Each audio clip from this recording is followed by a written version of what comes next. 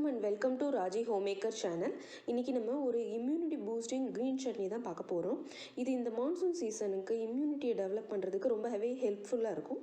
இது எப்படி செய்கிறது? ராஜி ஹோம்மேக்கர் சேனலை இது வரைக்கும் சப்ஸ்கிரைப் பண்ணாதவங்க சப்ஸ்கிரைப் பண்ணிவிடுங்க. பக்கத்தில் இருக்க பெல் ஐக்கானையும் கிளிக் பண்ணுங்கள். அப்போ தான் நான் என்ன வீடியோ போட்டாலும் உடனே நோட்டிஃபிகேஷனில் வரும்.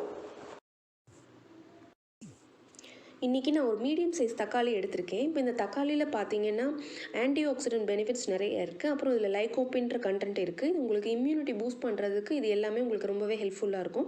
அடுத்து ஒரு பெரிய சைஸ் வெங்காயம் எடுத்திருக்கேன். பெரிய வெங்காயமாக இருந்தால் பெருசாக எடுத்துக்கோங்க. சின்ன வெங்காயமாக இருந்தால் ஒரு 15 சின்ன வெங்காயம் எடுத்துக்கோங்க. இது நேச்சுரல் ஆன்டிபயோட்டிக்காக செயல்படும்.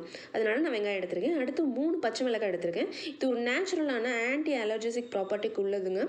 அது போக இது வந்து உடம்புக்கு வந்து ஹீட்டை ப்ரொடியூஸ் பண்ணக்கூடிய தன்மை இந்த பச்சை மிளகாய்க்கு இருக்குது. இந்த பச்சை மிளகாயோட நான் என்ன எடுத்திருக்கேன்னு பார்த்தீங்கன்னா கொத்தமல்லி தழை எடுத்திருக்கேன். இந்த கொத்தமல்லிங்கிறது கீரை வகையை சார்ந்தது தான். இதில் வந்து நிறைய ஆன்டி ஆக்சிடென்ட் பெனிஃபிட்ஸ் இருக்குது. இந்த கீரையை கண்டிப்பாக எடுத்துக்கோங்க. இது உங்களுக்கு ரொம்பவே நல்லாயிருக்கும் இந்த சட்னிக்கு. இப்போ நான் வெங்காயத்தை வந்து கடாயில் சேர்த்துருக்கேன். அதில் வந்து 3 ஸ்பூன் நல்லெண்ணெய் விட்டுருக்கிறேன். நீங்கள் தேங்காய் எண்ணெய் கூட சேர்த்துக்கலாம். இந்த எண்ணெயில் இது நல்லா வதங்கணும். கொஞ்சம் நேரம் வதங்கினதுக்கு அப்புறமா தக்காளி சேருங்க. அதுக்கு முன்னாடியே சேர்த்துடாதீங்க, பச்சை வாசனை வரும். இப்போது இதில் நான் என்ன சேர்க்க போகிறேன் அப்படின்னு பார்த்தீங்கன்னா, நான் எடுத்துக்கிட்ட ஒரு பெரிய தக்காளி வந்து நான் புளிப்புக்காக பெருசு எடுத்திருக்கேன். நீங்கள் சின்னது எடுத்துக்கோங்க, ரொம்ப புளிப்பு பிடிக்காது அப்படின்னா.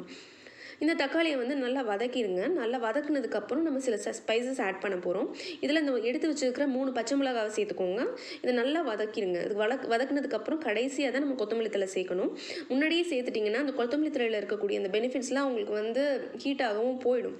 அதனால் இந்த கொத்தமல்லி தழையை நல்லா வதக்கிக்கோங்க. இதில் வேணும்னா நீங்கள் புதினா கீரை கூட சேர்த்துக்கலாம். இப்போ இதில் என்ன சேர்க்க போகிறோன்னு பார்த்தீங்கன்னா டர்மரிக் பவுடர். இது நேச்சுரலான ஆன்டிபயோட்டிக்காக உங்களுக்கு செயல்படும். இந்த டர்மரிக்கில் இருக்கக்கூடிய அந்த பெனிஃபிட்ஸ் உங்களுக்கு கிடைக்கணும் அப்படின்னா அதில் கொஞ்சமாக பெப்பர் சேர்த்துக்கோங்க. இது ரொம்பவே எஃபெக்டிவாக இருக்கும். பெப்பர் வந்து உங்கள் காரத்துக்கு தகுந்தாப்புல நீங்கள் சேர்த்துக்கலாம். இப்போ இதுக்கப்புறம் நான் என்ன சேர்க்க போகிறேன் அப்படின்னு பார்த்தீங்கன்னா 1 ஸ்பூன் கல்லுப்பு சேர்க்க போகிறேன். நீங்கள் கண்டிப்பாக கல்லுப்பு மட்டுமே சேருங்க, தூளுப்பு சேர்க்காதீங்க. அப்போ தான் இந்த சட்னி உங்களுக்கு நல்ல ஒரு பெனிஃபிட்டாக இருக்கும்.